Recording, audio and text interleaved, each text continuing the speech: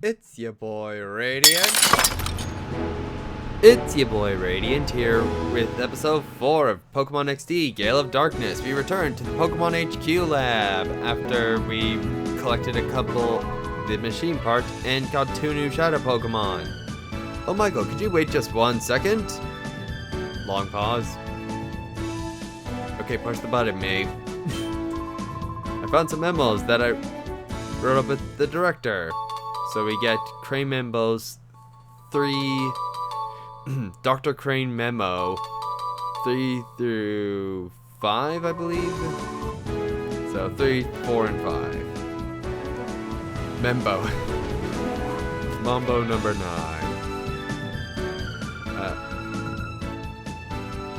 Oh, she thinks the horrible men are gonna come for her. No, because you're not. They don't need you. No offense, lady. So here we're back to meet our mother, Lily, and we're just going to inform them of what we have. Namely that we reacquired the machine part, and Jovi gives us a quick synopsis of that we met a, quote, bad guy, but a nice guy stopped him. The bad guy being Zook, the most happening guy around, with the nice guy being the unusual looking Mr. Varick. Seriously, look at him. No one else looks remotely like him. Has the heart gauge fallen to 0? I believe I answered no, because I haven't been doing that yet. If you recall, I currently have 3 Shadow Pokemon, a Teddiursa, a Lediva, and a Poochyena. None of them are yet going to be in my team. Sorry, they're not going to be on the official roster, whatever the term is. I'm not going to be using them for fights. They're just in my team to fill out a slot because I may as well have some Shadow Pokemon with me. As I said, my team is going to be a little slow to build, and I won't really get some of the more prominent members until much later, but thankfully we'll be in a place where we can get one of them relatively soon, but we still have some busy work to do. As of right now, we're sadly just going to have to deal with just having our Eevee, who will turn to Espeon. Alright, she's telling us where we need to go. We're going to Agate Village, not Agate. That's important to remember. The place is called Agate Village, like the stone. I imagine a lot of kids playing this were confused by it, as I was, because Agate Village? What's a gate village? To be fair, most 10-year-olds don't know about rocks, so they probably wouldn't know an agate is a rock. Unless you're in today's era where Steven Universe is a thing, but that didn't exist, so.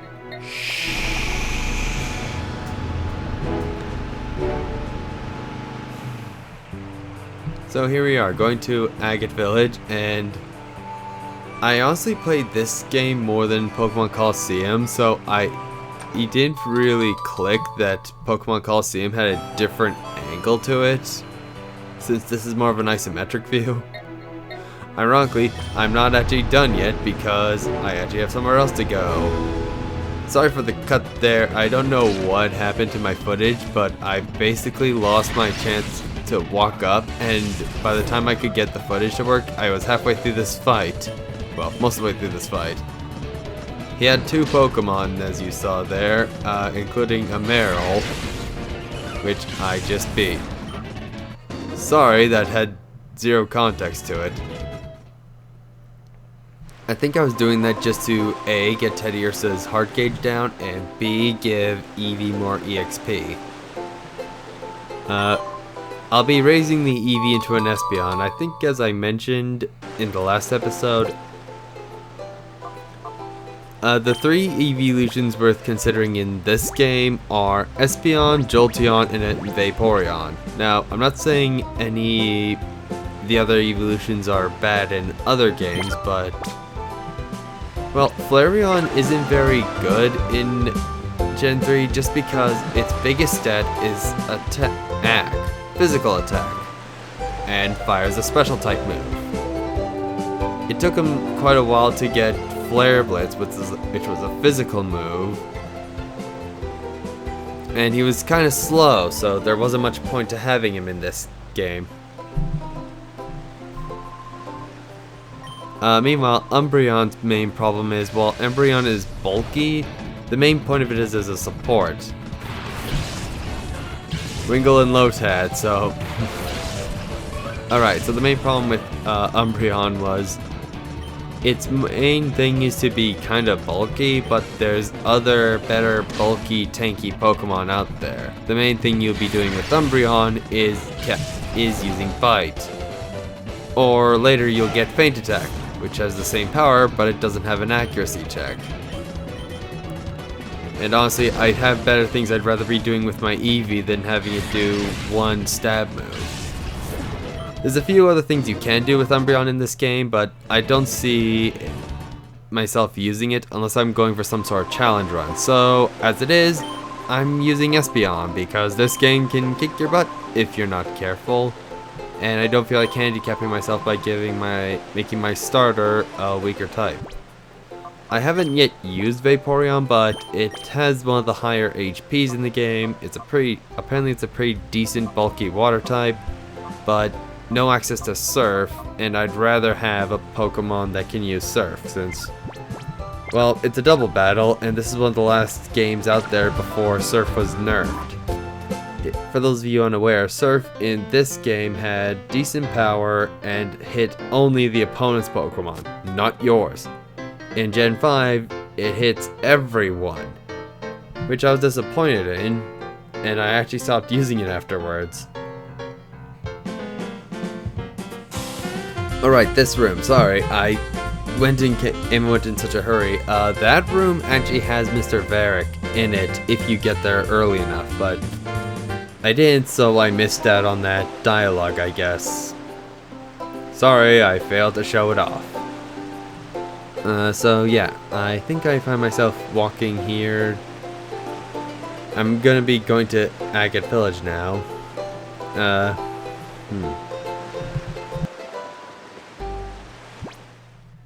Alright, so back we go to Agate Village for the thing we're actually here for. So here we are wandering through the old village. It's a place where allegedly retired Pokemon trainers come to retire. It's an entire village that is a nice place to retire, apparently. So there's a few elderly trainers in this game. And here's a Pokemart. And we can see they have several items: potion, super potion, antidote, burn, heal, all that stuff. And they also have the scent items. The point of the scent items basically lets you convert money into reduced heart gauge. So some Pokemon will react better to it than others, but the general gist is that if you have money you for some reason aren't going to want to use on Pokeballs or healing items, this is what you do with it. Oh, Bella. Egon, you say? Are you Michael? So they have been expecting us. And apparently, Egon was really excited. This calls for my services. Oh, well, there he is. And yes, Egon does move pretty fast, actually, if you look at him. Like, he's supposed to be an older man, but I swear, he moves really fast for an NPC. Like, I wish we could move. Well, actually, I don't know if he moves faster than us, the player. No, he doesn't. Although some NPCs do seem to move a lot slower than him. I remember Zook didn't go that fast, and he was trying to get away from the guy who beat him with an Alakazam. But I guess Zook is too cool to ride. Alright, so I was, going through fights just for the sake of, let's just get these out of the way for A, money, B, get the heart gauge down. Not to mention, we really did want to get Eevee up to as high a level as possible, just because I want to get a psychic, A, evolve, B, get a psychic move. I think if I recall, I found out later that I really should have been swapping Pokemon out, since I could have had them all three of them ready to purify or get close to them if I had been smart with Pokemon swaps and such, but as it is, it takes a while for you to remember how to purify Pokemon in an optimal manner.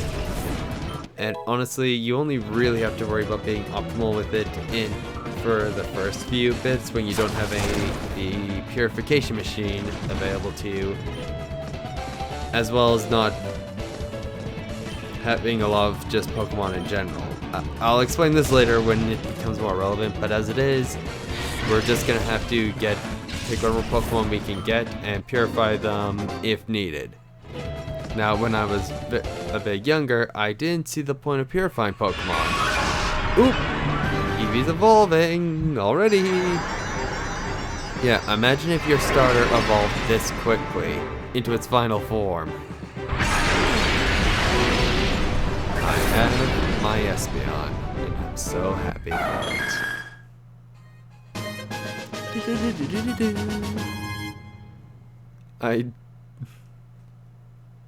I don't remember. I'm pretty sure that's from the Ruby Sapphire games. That sound, that victory sound. I mostly remember it from, ironically, the Pokemon Pinball game. Yeah, I had that on Game Boy Advance. It's not a bad game, or I think I remember it being kind of fun. Right, I'm poisoned. That's the poison effect. It's a bright red flash and an electrical noise. I don't know why I did that. I guess it's because I'm not in a Nuzlocke, so it doesn't even matter. I actually remember someone showing me why in a Nuzlocke you always have an antidote with you, showing a person running to a Pokemon Center. Almost there. We're gonna make it. We're gonna make it. It's fainted. My older brother trained here before and he became very skilled. How about we battle?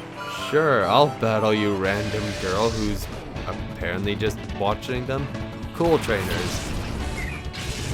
Based off of their attire and their name, I assume they were similar to the cool trainers in Ruby and Sapphire, although those tend to have much more interesting Pokemon lists. Meanwhile, she just has baby Pokemon, and if you forget, baby Pokemon aren't that good. Like, not at all. I know it just made my attack go down harshly, but honestly, I bite. I'm biting. I love Togepi's fainting animation, how it tries to run away from being from the retreat. And yes, I do try to just speed through battles, mostly because it can take a while to get things working, and these battles can go a while. This is a slower paced game just because of the 3D how the 3D games are handling the fights. Like, in all fairness, I still enjoyed it because it was so cool to see 3D Pokemon and fancy moves being rendered, but it is a slower game. It's very different compared to Pokemon, which his whole thing was that it was a mobile game, so you could play it on the go. Well, that's what everyone said, but I don't know anyone who actually just would walk around playing it on purpose. Like, granted, I used to go on long car trips, so yeah, that probably would have been the best game to be playing. Actually, I do remember I went on a camping trip and I had Pokemon Leaf Green with me. But this is I wasn't the smartest player back then. I didn't realize, no, you want to grind for EXP whenever you can. I was 12 and I wasn't getting the point of grinding back then. Big shocker, 10-year-olds aren't the smartest when it comes to playing video games. I think I'm actually checking to see which NPCs offer trainer battles and which ones don't, and also I'm just looking around for items before I do ceremony, or whatever you want to call it, which is for purifying these Pokemon, since, well, I kind of want to purify them. You get the point.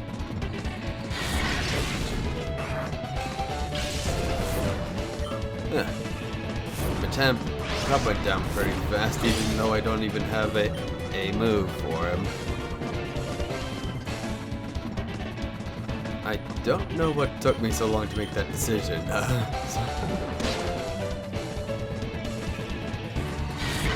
And yeah, I think as I mentioned, when I was much younger, I didn't get why you wanted to purify the Shadow Pokemon, because Shadow moves seem to be in my head much better.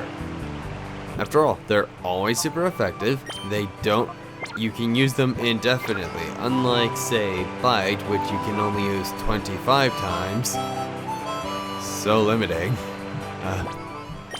But seriously, I was wondering to myself, why would I need that to go away?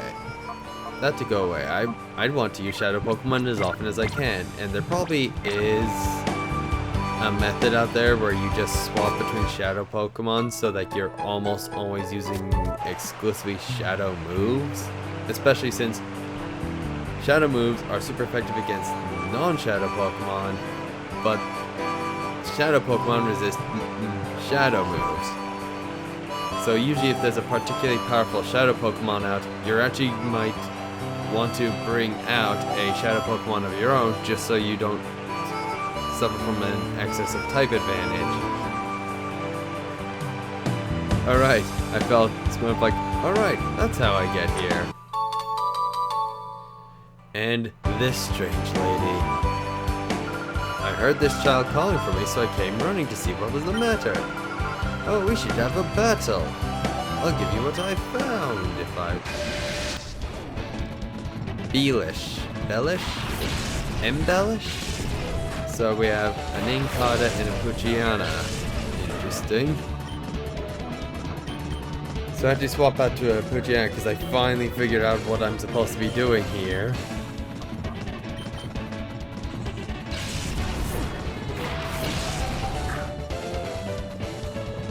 I do like how Espeon doesn't seem to have, well, I think all Pokemon have exactly one using a move animation. It's not like X and Y where they appear to be using multiple types of moves. If you recall in X and Y, there's a move for when they're using status or special moves versus using physical moves, if I'm remembering correctly.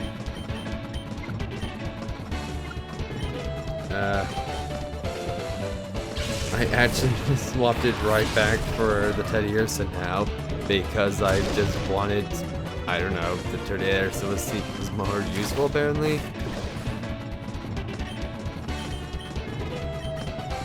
Nincada is an interesting Pokemon. I don't talk about it much because, well, I can't catch it. I just have to fight it. It's bug ground.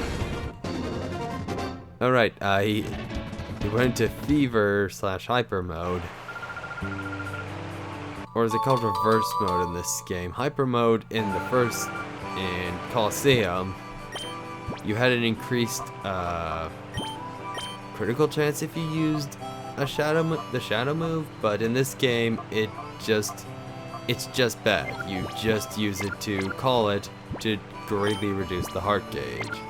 That's the only point of it. And it usually is a sign that your Pokemon is low on the heart gauge, so it's just sort of interesting. Like, they kind of removed some of the more semi-random elements. Again, when the Pokemon was in Hyper mode, there was a chance it wouldn't listen to you, and even in flavor it said the Pokemon attacks you, because this idea that Shadow Pokemon are unpredictable, so you don't want to just go using them. Here, they technically made the Shadow Pokemon more powerful since it's super effective, but they also made them way easier to control, so being a dumb kid, I didn't see the problem with using it. They're just better Pokemon. After all, type advantage is always good. Yeah, that was one other problem. I didn't understand the value of anything besides type advantage and maybe being a similar level. I didn't really understand attack and special attack. That takes you a while to figure out the nuances of that.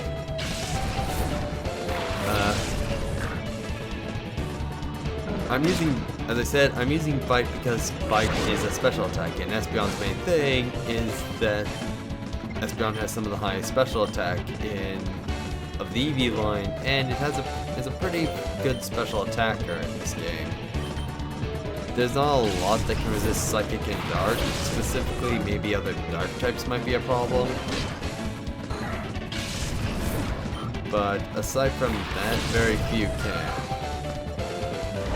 And reminder, you always have 2 Pokemon out in this game. Well, almost always. There's a handful of single battles, but they barely count. That means that your move pool, you can be a bit more limited since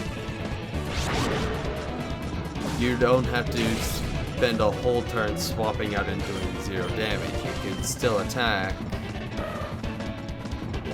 Maybe this is making sense right now, but for example, I have access to all of Espeon's offensive moves and Teddiursa's moves at the moment. And I defeat this Grimer, and this is around the end of the episode. So, thanks for watching.